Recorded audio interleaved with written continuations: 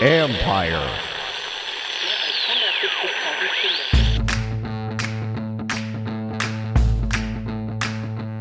Hello and welcome to my podcast. Do me a favor, subscribe to the John Con Report wherever you get your podcasts. I know Nicki Jhabvala from the Washington Post. She's a subscriber. I know that. You can catch me on YouTube and catch us on YouTube, Empire Media. We are talking about Washington's 12-7 scintillating win over the Chicago Bears, but any win for this team right now is a good win. We're going to get to that in a minute. A couple of things. I'm not going to ignore the ESPN report. I, of course, work for ESPN. You can read my work on ESPN.com. I will have Seth Wickersham on, maybe one of the other investigative reporters who worked on that story. Not ignore it. Going to talk about it. But tonight we're going to talk about the Commanders' 12-7 win. And so I'm here with Nicki Jhabvala. Nicki, there's a lot to unpack here.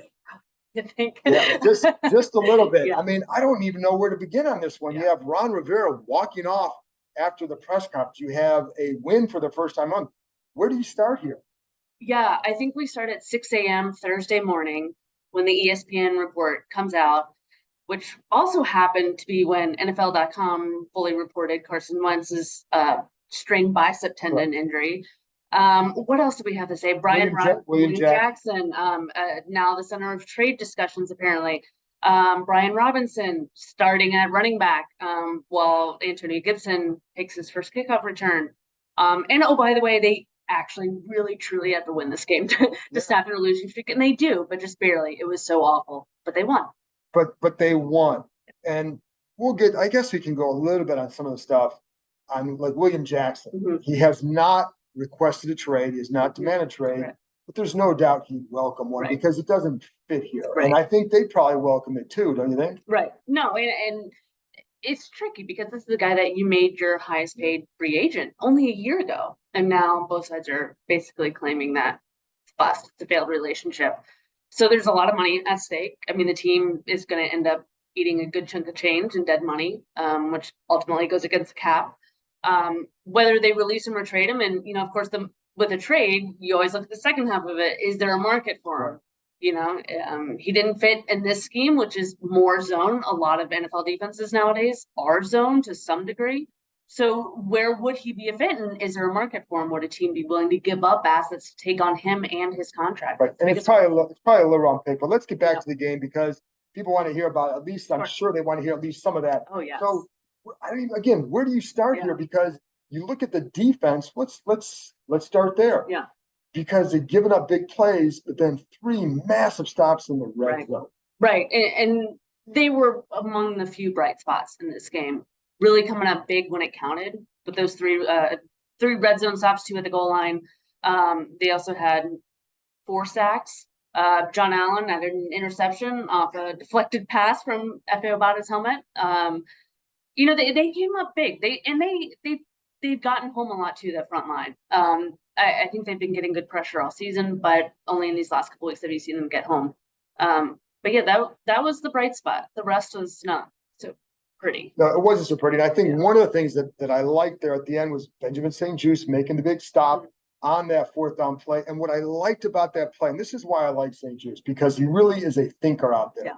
And he's got the skill to match it. And one of the things they liked about him going inside in the slot was his footwork, his quick feet. I think you saw it on that last play that the way he attacked that ball is like a little zig route. Zig cuts in, cuts back out. If you're a taller corner, that can be a difficult route. His quick feet, and one of the things they said was the quick feet got him there. So he came up big. And I think, Montez Sweat came up big. Right. What have we seen? And they're going back to the sacks. I think part of that, too, goes back to coverage. I think they're giving him a chance to get home. Is this a game? Is this an effort they can build on? And if so, how much can they build on? Yeah, I think on defense, certainly. I think you do see continued improvement on that side of the ball. I think it gets overshadowed a lot by the offense's deficiencies. But I think the improvement with the coordination and the rush and the coverage, certainly, I think making the switch at corner there has made a huge difference. I really like that Benjamin St-Juste, he struggled in the first half. He had at least 2 missed tackles, big missed tackles. And then he comes back, he's resilient. Penalty. Exactly.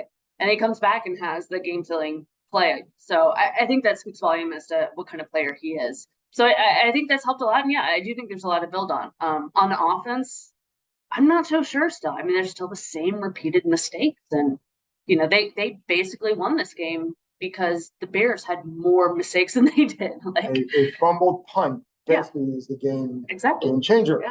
Going back to the last sequence too, I want to talk about Derek Forrest because he also is another young guy who makes a big stop in the end zone too. So a couple of young guys making some big plays, but you're right. I mean, that's and it's hard with this one because Rivera was very animated when talking about this game in the post game, not just because they won, because he was really pissed because they almost blew it and he knew it, and there was so much the undisciplined play late, the Fields run to get down, and there goes my notebook. The Fields play to get down inside the 10-yard line, undisciplined play. But I guess it's a good thing for him to be that pissed after a win, knowing that it should have been better. Yes. No, I think so, definitely. I don't think they should set so low a bar that they should just be happy with win. Now, guys are excited in the locker room, and as you pointed out earlier, like they should be. This is a big thing to get off their back, especially going into a longer week. They can rest and recover, and really find ways to clean it up. The questions, I'm not fully convinced they're going to be able to clean it up just because we keep seeing this crop up every single week. But yeah, I think Ron is right to be both happy and upset by this outing. It was an ugly showing. It was a bad game that worked out in their favor, and thankfully so. They needed that, but it was not a pretty game. It was not about aesthetics. Yeah, it was not.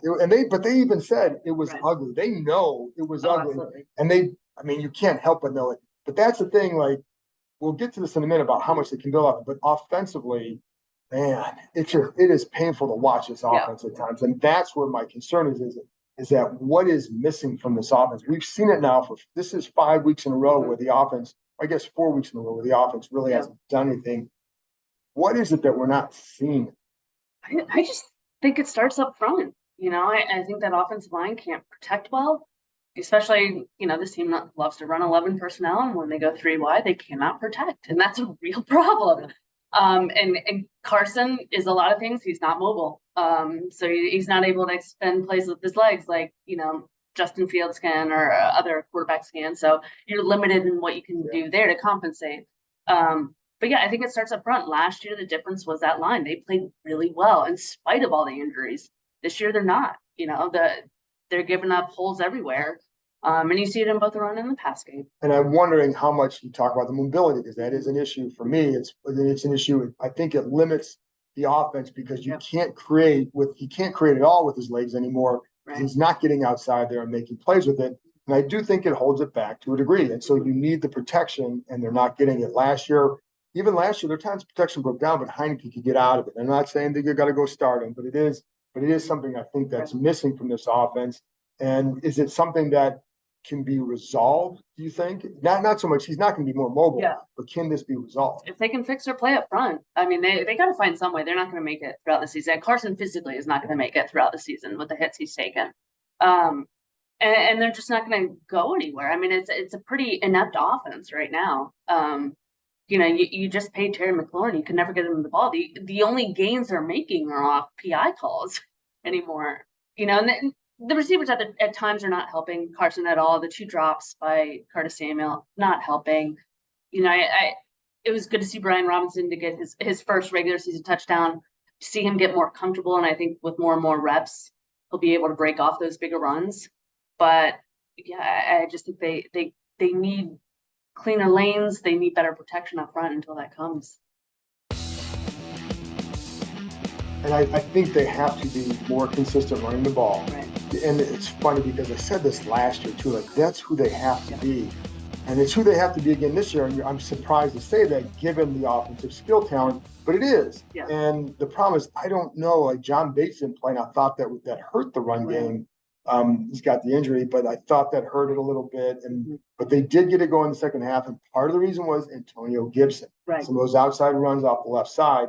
You can't, like Robinson, I think is going to be a nice steady runner, but Gibson still provides some sizzle for them. Right. Oh yeah. He's got that speed. He's got that quick get off. Like he can add that juice when they need it. So, when we talk about this whole notion of Brian Robinson starting, Antonio Gibson starting, I always throw it with a caveat. Like a lot of times it's going to be because of game plan. Sure. And I think their best run game is finding a way to use them both. And that's what Ron has said he's envisioned, much like he had in Carolina. But yeah, if they can build off that, great. But there have been so many games where they just can't commit fully to the run game, either because they're behind or for some other reason, but they need to stick to it. And can they build off this one? Like, I mean, I know, like, we saw how it was. I mean, everybody saw that, but it's a win. And it's funny, as a baseball player, sometimes you get that blue hit and you break out of a slump. So I guess we really won't know until Green Bay, which is next up. But is this something that is like you, I think we're the same thing. You need to see more. Yeah. Oh, absolutely. I mean, especially just the way they won, it didn't instill much confidence that they can carry this over and clean it up and, just grow from here. I think mentally the win helps more than anything. Just that confidence boost, just to kind of improve morale in the locker room and kind of get over the slump. But they're going to be back in the same predicament if they don't truly fix things on the field and figure out what's going on. How important was this? They're 1-5. Yeah. What do you think we're sitting here talking about right now? Firings and, are they going to blow it up? Who could be gone tomorrow? I think all heck would break loose. Like, I think that try was not to curse. I think that was all realistic scenarios too. Yeah, no, absolutely. Absolutely. I mean, when you get to that point and you lose the way they have, and you got everything else going on like this franchise does, anything is on the table. I don't think there's anything you could possibly rule out because it's just been so bad for so long, and the way they started this season was just, it's been bad. But it's funny because we're talking about the last 2 games, we're talking about a total of 3 yards that may have made a difference in their season. Last week, you get those 2 yards, you could be looking at 3-3 right now. This week, you stop that half yard, and it may have saved a couple jobs. And we don't know, but we know that we know how this thing works here. And so I think it was a realistic scenario for that to happen. Rivera, very animated in the press conference afterwards. Yeah. We haven't seen it like that before, have we? No. Well, the closest he's come is Dallas last year when the team was, there was an outbreak of the coronavirus, a couple tragedies within the team. That was the closest they've come. But yeah, he was very animated. And he's been incredibly defensive of Carson Wentz since they signed him, but never to this degree. Just a lot of curse words. Earmuffs for everybody. I've been saying I'm using a lot more dash marks in my quotes lately from him. What did you make of all that? I don't know. Like, in some ways, if you're a player, wouldn't you love to hear that? If your player, took your back like that, I think it's great. But I also I think it speaks to kind of the chaos of the franchise in general, where the head coach has to get up there and defend his stance and defend who made what move and when. And, it's just that there are so many damning reports that come out. There are 5 different investigations that are open. It's just one thing after another. So the fact that he has to get up there and make that claim, and that's what's unfortunate.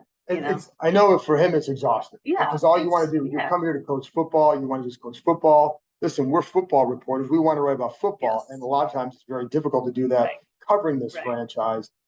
It also seems, one thing for people who wonder, like, are they still players like playing for him? Yeah. Well, I'm not, whatever anybody thinks, that's what we do. You agree with that? Yeah, no, absolutely. I think if there's any frustration, it's over their circumstances, where they can't get things going. They all want to win. It's not that they're out there trying to lose. They all want to win, and it's frustrating as heck that they can't. And then they'll always kind of be in this cycle where, it's another, bombshell story, or it's another investigation. I mean, that's hard to deal with. If you're working for a company and dealing with the same thing, it's difficult. And for guys who have been here throughout the entire tenure for Ron Rivera, guys like Terry, John Allen, that can be draining. So I think they do like playing for him. I think they respect him as a coach, as a man. I think there is definitely some frustration with their circumstances. If their circumstances, I think if there's going to be frustration with the coach staff, it's other coaches on the staff and not him. Right. Yeah, absolutely. Absolutely. So where does this go? Yeah, this goes to a long weekend, a much needed rest before welcoming Aaron Rodgers, which that should be fun. That should be fun. Nicki, thanks a lot for joining me. And thank you, as always, for tuning in. Like I said, I'll be back this weekend with Seth Wickersham from ESPN, maybe somebody else. and we're going to talk about the Snyder reports and fill you in on why, like the hows and the whys of the report, how they went about it, and then what does it mean for Dan Snyder, their future. You're going to want to tune in for that. So I appreciate you tuning in, and I'll talk to you next time.